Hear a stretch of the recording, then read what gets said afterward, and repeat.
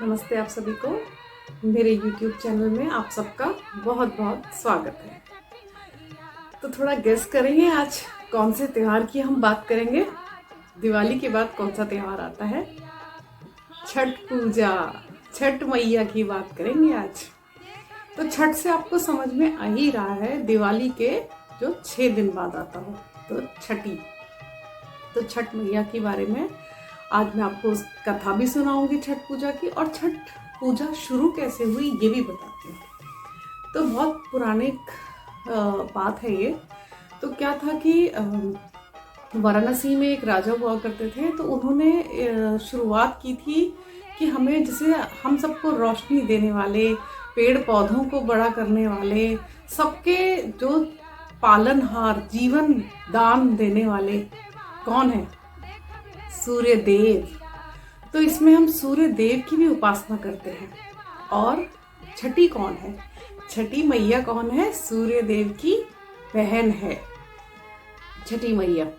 तो छठी वाले दिन दिवाली के बाद जो कार्तिक शुक्ल की जो षष्ठी आती है, उसमें इसको छठी मैया को, छठ पूजा को मनाया जाता है।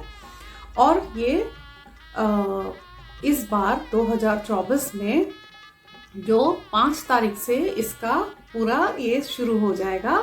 नहाए खाए, तो इसमें नहा के पूजा करके और इसमें कुछ खाया जाता है। फिर उसके बाद उनका जो स्त्रियां हैं उनका उपवास शुरू हो जाता है।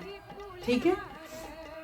और इसमें वो अपना जो सूर्य को जो अर्घ देते हैं, वो भी कमर तक पानी में खड़े होकर, नदी में या नहर में, या जहाँ ऐसी जगह है जहाँ पर नदियाँ नहीं हैं, वहाँ पर भी वो कुछ ना कुछ बंदोबस्त कर ही लेते हैं। और वो देना है, पानी में खड़े होके ही सूरज को जल देना है। तो एक तरह से ये हम सूर्यदेव को हमारी तरफ से एक ग्रैटिट्यूड है, एक धन्यवाद है कि आपकी वजह से ही ये पूरा संसार चल रहा है। तो अब इसकी मैं कथा सुनाती हूँ। उससे पहले कि कहाँ कहाँ मनाया जाता है, ये पूरे भारतवर्ष में मनाया जाता है। और मेनली जो है वो ईस्टर्न यूपी, बिहार, कुछ पार्ट हैं मध्य प्रदेश के, और नेपाल में भी मनाया जाता है। ये नेपाल में भी मनाते हैं लोग इसे। और इसकी कथा क्या है, चलिए सुनाती हूँ। एक बार के समय की बात है, एक बुढ़िया थी और वो छठ पूजा की तैयारियां कर रही थी। तो छठ पूजा के लिए तैयारी बहुत करनी पड़ती है, तो अपनी तैयारियों में लगी हुई थी।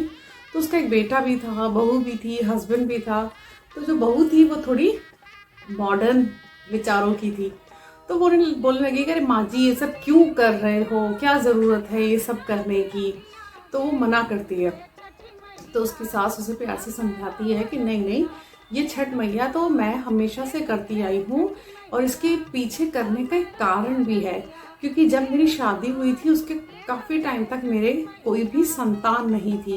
तो जब मुझे किसी ने बोला कि छठ मैया का जब ये व्रत उपवास करोगे तो छठ मैया बहुत दयालु हैं, और उनकी कृपा से ही मुझे तेरा पति यानी कि मुझे मेरा बेटा मिला था। कहती मैं नहीं मानती इन सब चीज़ों को, उसकी बहू कहती है। तो ये सब बातें हो रही थी, उसी बीच में उसका बेटा आ जाता है।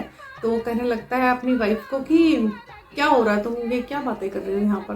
वो कहती है कि देखो माँ जी क्या कर रही हैं, ये सब बना रही हैं। तो ठेकुआ भी बनता है ना, उसमें बहुत मेहनत लगती है।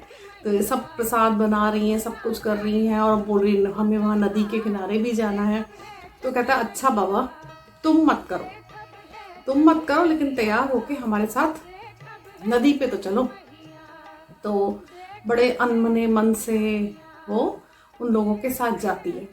तो क्या होता है कि जब ये छठ मैया की जब नदी किनारे जाके उसके पहले ही उपासना करते हैं, फिर जल में जाकर सुबह सबसे पहला जो अर्घ देते हैं सुबह का, और एक शाम को, एक उगते हुए सूरज का और एक छिपते हुए सूरज को अर्घ दिया जाता है। तो पहुंच जाते हैं। तो और उसके आसपास क्या होता है कि आजकल सब वहाँ पर मेला लगा लेते हैं।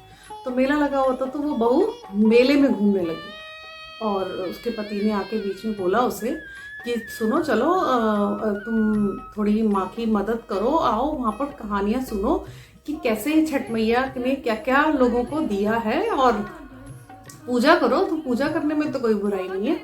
तो वो कहती चलो चलो मैं थोड़ी देर में आती हूँ, आ जाऊंगी मैं, क्योंकि उसका तो मन था ही नहीं। तो इतनी देर में क्या होता है, उसका जो पति होता है वो तो छठ मैया को मानता था। तो वो पहले क्या होता था कि वो लोग स्नान करते थे नदी में, तो नदी में जैसे ही वो घुसा, पता नहीं क्या हुआ, वो नदी के अंदर ही समा गया। अब चिल्लाता रहा लेकिन किसी को सुनाई नहीं दिया, क्योंकि बहुत सारे लोग होते हैं वहां पर, आपस में बातचीत भी कर रहे होते, किसी को उसकी बचाओ बचाओ नहीं सुनाई दी। तो धीरे धीरे खबर फैलने लगी कि कोई डूब गया है, कोई पानी में डूब गया है। तो जब उस औरत ने देखा कि भाई मेरा बेटा नहीं दिख रहा है, तो उसको लगा कि हाँ ये तो मेरा बेटा ही हो सकता है, और वो बहुत जोर जोर से वो रोने लगी, बहुत जोर जोर से रोने लगी कि ये तो छठी मैया का दिया हुआ ही आशीर्वाद था। छठी मैया मुझसे कहाँ गलती रह गई, कहाँ मेरी उपासना में प्रार्थना में कहाँ मुझसे भूल हो गई, जो तुमने ही दिया हुआ और ये आज वापस ले लिया, ऐसी क्या मुझसे भूल हो गई, इससे अच्छा तो मुझे उठा लेती। वो ऐसे ऐसे करके रोने लगी। तो उसकी बहू भी वहां पर बहुत तेज तेज रोने की आवाज सुन के वो भी आ गई, और उसने देखा अपनी सास को रोते हुए। तो उसने पूछा क्या हो गया, तो लोगों ने बताया कि भाई तेरा ही पति पानी में डूब गया है।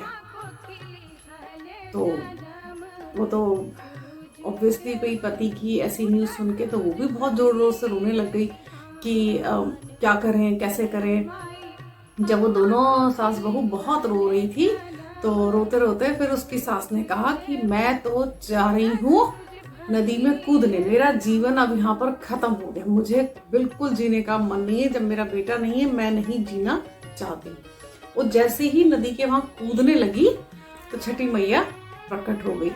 वो और उसकी बहू भी साथ में खड़ी थी, तो बोलने लगी कि ये मैं सबको एक सबक देना चाहती थी, सबक कह लो या बताना चाहती थी कि अगर तुम पूजा पाठ करते हो और दिल से करते हो, तन मन से धन से करते हो, तो मैं तुम्हारी सबकी मनोकामना पूर्ण करती हूँ। जिस तरह से माई तू रो रही थी मुझसे नहीं देखा गया, और ऐसे बस वो भी बोल ही रही थी, उतनी देर में एक लहर आई नदी की और देखा कि एक शरीर एक बाहर आ रहा है। तो उसने देखा रही तो मेरा बेटा ही है। तो छठी मैया ने कहा ये मरा नहीं था, ये तो एक छोटा सा जादू था, ये एहसास दिलाने के लिए कि छठी मैया, छठ पूजा और कोई भी पूजा अगर हम बिल्कुल दिल से करते हैं तो भगवान भक्त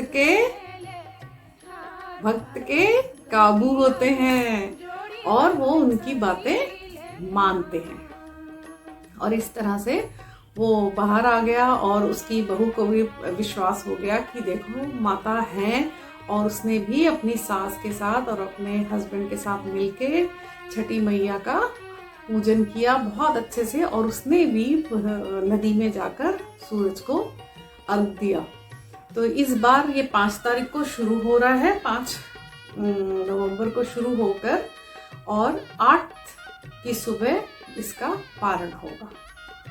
और इसको स्त्रियां बड़े तन मन से करती हैं और घर पे ही इसका प्रसाद बनाती हैं और बहुत साफ सफाई का।